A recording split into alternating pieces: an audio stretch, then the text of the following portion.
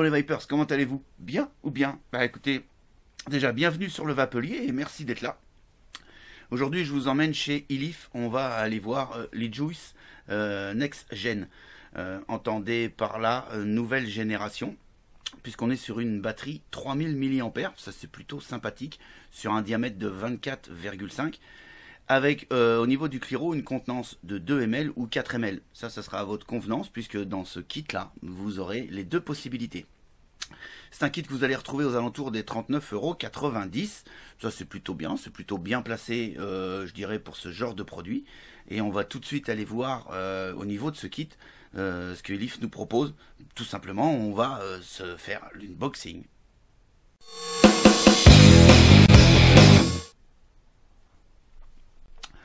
On se retrouve donc sur la boîte de l'eJuice génération, nouvelle génération, vous l'aurez compris. Donc on a ici l'eJuice Next Gen représenté.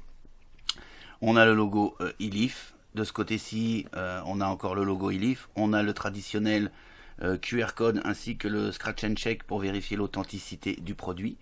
Ici, on va avoir la déclinaison des couleurs possibles sur l'eJuice. Et puis sur le dos de la boîte, en fait ce que vous allez retrouver à l'intérieur de la boîte tout simplement, c'est-à-dire l'eJuice Next Gen, deux résistances à point de ohm, un câble USB, micro USB, un manuel d'utilisation et un petit sachet de spare. On va avoir un maximum en wattage de 50 watts, input de 5 volts. Ici on a l'adresse de Ilif à Shenzhen, ok, made in China, manufacturé par Ilif. Les petits pictos qui vont bien, ainsi que son code barre. Et encore une fois, le logo Ilif. Pour ouvrir la boîte, c'est tout simple. Vous soulevez et on découvre ce qu'il y a à l'intérieur de cette boîte. À l'intérieur de cette boîte, on va retrouver donc l'eJuice Next Gen. Ok, on va revenir dessus incessamment sous peu. On va ici découvrir un Pyrex qui va vous permettre de passer en configuration 4 ml, puisqu'ici, on est sur une configuration 2 ml. Voilà. Tout ça dans une petite mousse plutôt sympathique. Et ensuite, en dessous, on va découvrir une autre résistance qui est ici. Voilà. Comme je vous disais, hein, point de ohm avec une plage d'utilisation de 40 à 80 watts. Ok, sachant que ce kit-là va pouvoir monter au maximum à 50 watts. Ici, c'est la deuxième boîte de la résistance que moi j'ai monté sur le kit pour faire mes essais, qui est identique. On va retrouver le câble USB, micro USB. Sur le petit sachet de spare, on va découvrir donc bien sûr des joints de rechange. Et également ici, ce qu'on va pouvoir voir ici, ce qui est en stainless steel, c'est l'extend pour pouvoir passer en 4 ml. On verra ça un petit peu plus tard dans la revue. Je vous ferai voir manipulation ultra facile et ultra simple pour passer en 4 ml. On va avoir une petite carte avec un message de précaution. Malheureusement, il est en anglais. Il aurait été en français, ça n'aurait pas été plus mal. On a bien évidemment également un petit manuel d'utilisation qui, celui-ci, est en français. Ça, c'est déjà bien. C'est un pas en avant. Ça commence à se faire de plus en plus. En tout cas, chez Ilif, à tous les coups, vous aurez un manuel écrit en français. Et ça, c'est bien. Je dis bravo.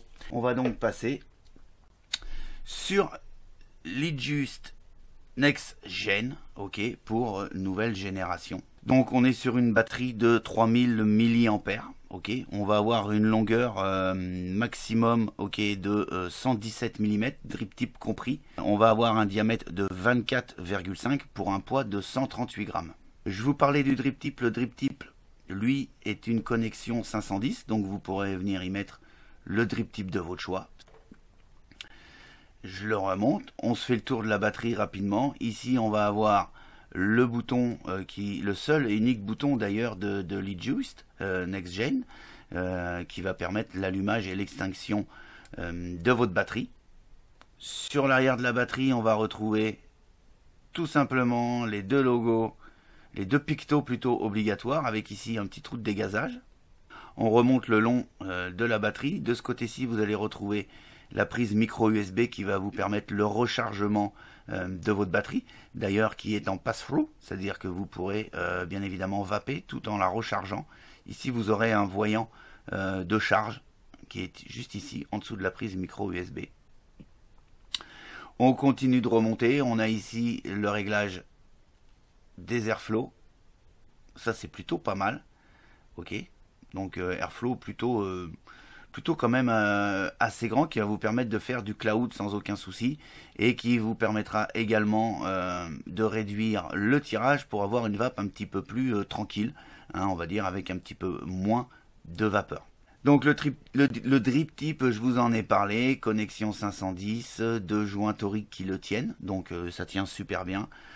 Pour alimenter votre clearomiseur, il suffira tout simplement d'appuyer, puisque sur le tour vous allez voir, hop, il n'y a pas de marque en fait, non, je pensais qu'il allait y avoir une marque, mais non, il n'y a pas de marque.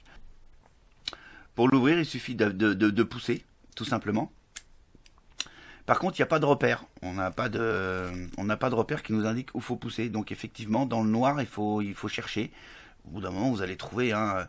Ici, vous vous apercevrez qu'on a quand même une large lumière qui va permettre le remplissage d'huile liquide. Avec n'importe quelle bouteille, sans aucun souci, ça passera tout droit. Voilà, ouais, on a une toute petite marque ici. Hein. Mais en tout cas, moi, ça m'est arrivé à plusieurs reprises. Dans le noir ou dans la pénombre, pour trouver l'ouverture, c'est un petit peu compliqué parce qu'en fait, on ne le voit pas. Voilà. Pour ouvrir, eh bien, il suffit tout simplement de dévisser le top cap. Voilà, il a failli tomber, mais il n'est pas tombé. On va voir qu'au niveau du top cap, on est sur une finition. En fait, l'ensemble de LeadJuice Next Gen est plutôt très bien fini. Hein. Voilà, on est sur une finition à la e-leaf, il n'y a pas de souci. Ici, on a le joint torique qui va faire l'étanchéité avec le Pyrex. Et puis ici, dans le fond, on a le joint torique qui va faire l'étanchéité avec la résistance ou avec l'extend de la résistance pour pouvoir passer en 4 ml. On a ici donc le Pyrex en 2 ml. Et puis ici, on va attaquer la résistance. La résistance, pour la défaire, rien de plus simple, vous dévissez. Donc celle-ci que j'ai montée est également en 0.12 ohm et entre une plage d'utilisation toujours de 40 à 80 watts en single coil. D'accord, voilà. Rien de particulier sur cette petite résistance. Ensuite, on revient sur la batterie elle-même. Donc vous voyez, vous avez un clearomiseur propriétaire, vous ne pourrez pas changer. Ça, c'est peut-être... ouais. Mais bon, en même temps, c'est une côté simplicité. On est vraiment dans le truc ultra simple. Comme je vous disais tout à l'heure, les réglages des airflow, hein, ici par deux airflow qui sont ici. Voilà. Alors, tout est nettoyé et vous pouvez tout nettoyer. Hein, il suffit d'enlever également la bague d'airflow, la nettoyer. Ici, vous avez le joint du Pyrex qui s'en va. Et vous pourrez également le nettoyer, voire le changer quand il sera abîmé. Voilà, pas grand chose à dire. Hein. Pour l'allumer, c'est tout simple. Hein. Vous cliquez 5 fois. Voilà, elle est allumée. Donc vous avez des voyants de couleur. Vous avez le voyant, la LED verte qui vous dit que vous êtes chargé entre 60 et 100% de la batterie. Donc effectivement, la fourchette est un peu grande, entre 60 et 100%. Quand vous aurez une LED orange, ça vous indiquera que vous êtes entre 30 et 59%. Quand vous aurez une LED bleue, vous êtes entre 10 et 29%. Alors, je serais tenté de vous dire que dès que vous verrez une LED bleue s'allumer, pensez à le recharger, parce que quand la LED sera rouge, vous serez entre 0 et 9% de la batterie, ce qui veut dire qu'elle s'éteindra au bout de 1 ou 2 puffs. Voilà, le revêtement est plutôt sympathique, la peinture a l'air plutôt costaud. Hein. Moi, ça fait une petite semaine que je le teste. Je l'ai trimballé un petit peu partout, comme d'habitude. Hein, et j'ai pas un pet au niveau de la batterie. C'est plutôt sympathique. Je vous parlais tout à l'heure donc de pouvoir passer en 4 ml. Il suffit tout simplement, c'est ultra simple. Vous venez récupérer le Pyrex fourni avec, qui est en 4 ml. Et puis, il suffira tout simplement, alors je remets le joint que je vous avais enlevé tout à l'heure. Il suffira tout simplement de monter le Pyrex 4 ml dessus et de mettre tout le reste. C'est-à-dire, tout le reste, c'est la résistance. Dans le sachet de spare, on va aller chercher l'extend de la résistance, qui elle aussi est équipée d'un joint. En fait, j'ai eu aucune fuite, hein, je vous garantis, sur ce genre de produit. Ça marche tout seul, c'est ultra simple d'utilisation. Voilà, on remet la bague de réglage d'airflow. Alors, la bague de réglage d'airflow, il n'y a pas de sens. N'importe quel sens, vous tombez de toute façon bien. Vous venez mettre le Pyrex en 4 ml et vous venez revisser votre top cap. Mettez un petit peu de liquide au niveau des joints parce que les joints sont hyper bien au niveau de l'étanchéité, donc ils ont un petit peu de mal à rentrer au niveau du Pyrex, donc n'hésitez pas à mettre une goutte de juice pour pouvoir faciliter le serrage. Le serrage, vous serrez au contact, il n'y a pas besoin de serrer comme un bourrin. Et puis ensuite, voilà, votre setup est prêt à vaper. Vous poussez donc ici pour ouvrir votre top cap, et puis vous venez remplir. Voilà, je prends une bouteille comme ça, hein, vous voyez, c'est pas un embout spécialement fin. Tout simplement pour vous faire voir que ça rentre sans aucun souci.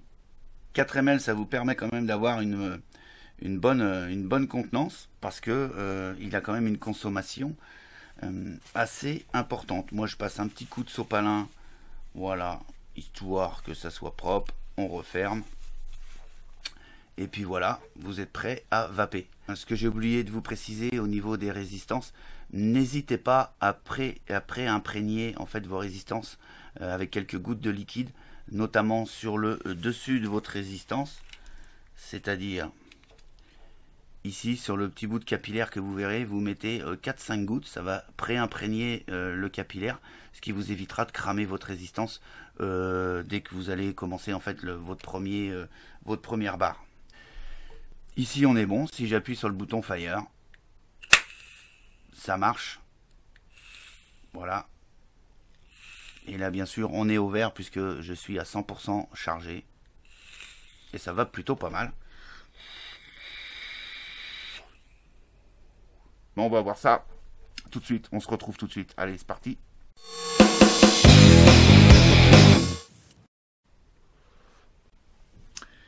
Bon ben voilà, on s'est fait l'unboxing. Vous avez vu un kit plutôt complet de résistance, le câble micro USB pour pouvoir charger, ça c'est plutôt bien.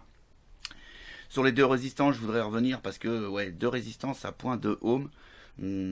Bah, ils auraient pu mettre une résistance à 0.3 ohm. Puisqu'elle existe en 0.3 ohm, mais moi j'aurais vraiment préféré sur ce genre de produit une résistance à 0.5 voire 0.8 ohm pour vraiment avoir un accès primo vapoteur.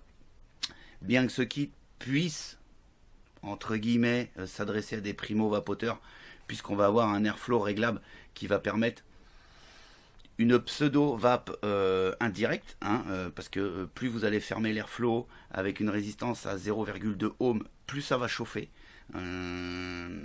Donc voilà, moi j'aurais aimé une résistance à 0,8 ohm avec un airflow ouvert à moitié pour être, voilà, pour être bien, pour pouvoir bien aérer, ma résistance et éviter que ça surchauffe.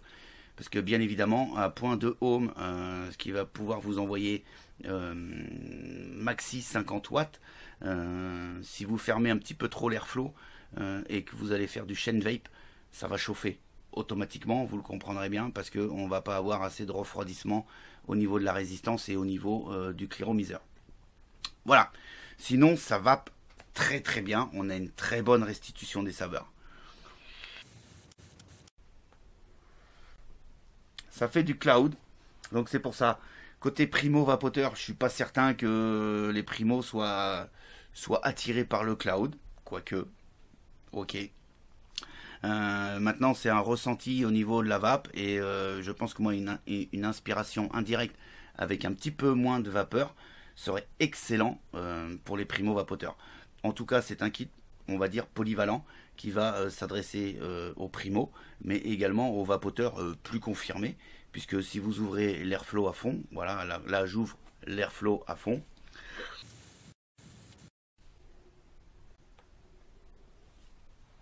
Effectivement, vous allez pouvoir faire de beaux nuages de vapeur, tout en gardant un rendu de saveur satisfaisant. Très clairement, on a bien le goût de son liquide. Ça marche très très bien. Maintenant, si je ferme comme ceci l'airflow, hein, vous le voyez, hein, il est fermé tout petit, tout petit.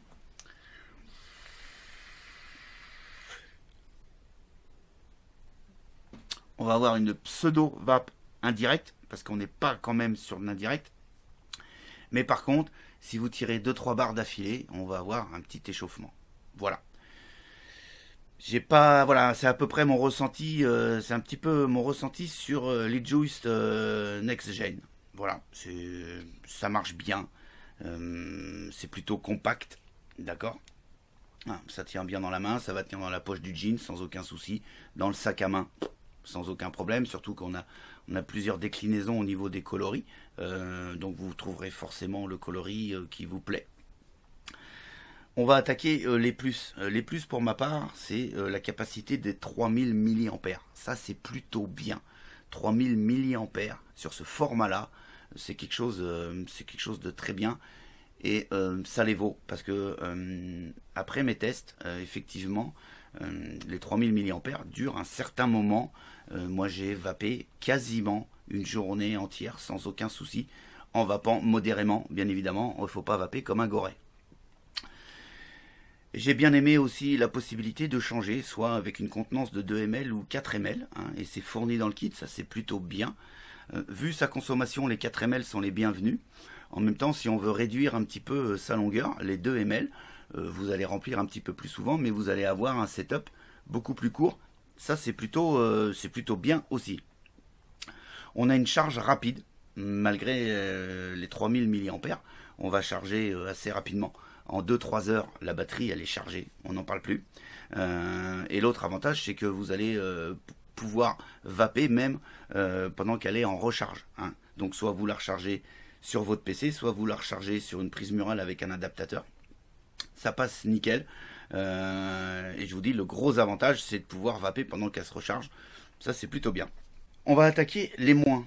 Alors les moins, j'ai cherché, j'ai pas trouvé de moins, en tout cas pour ma part, rédhibitoire. Voilà. Il est très bien, comme petit kit, il est très bien. En fouillant, j'ai trouvé, oui, effectivement, que le cléromiseur est propriétaire. Voilà. Sur un diamètre de 24,5, ça aurait peut-être été sympa d'avoir un cléromiseur qu'on puisse détacher. Surtout que, juste comme ça, pour rappel, il ressemble quand même à 2 gouttes d'eau au Melo. Hein, c'est le Melo de chez Elif en fait, hein, mais qu'ils ont mis en propriétaire sur la batterie, c'est-à-dire que vous ne pourrez pas changer, vous serez obligé de garder ce cléromiseur. Ça aurait été bien qu'on puisse dévisser avec une connexion 510 par exemple, et puis pouvoir aller y mettre le cléro ou l'atomiseur de son choix. Ça aurait été plutôt bien, mais en même temps le concept du produit c'est d'avoir quelque chose d'ultra simple, donc on s'embête pas, il n'y a pas de démontage, il n'y a rien du tout, il y a juste un démontage possible juste pour le nettoyage et basta. Voilà. Par contre, un moins aussi, c'est que avec des résistances à 0,2 ou 0,3 ohms, on a une consommation plutôt XXL. Voilà, ça c'est un petit peu, c'est un petit peu gênant sur ce genre de kit, puisqu'on peut très bien s'adresser à des primo-vapoteurs.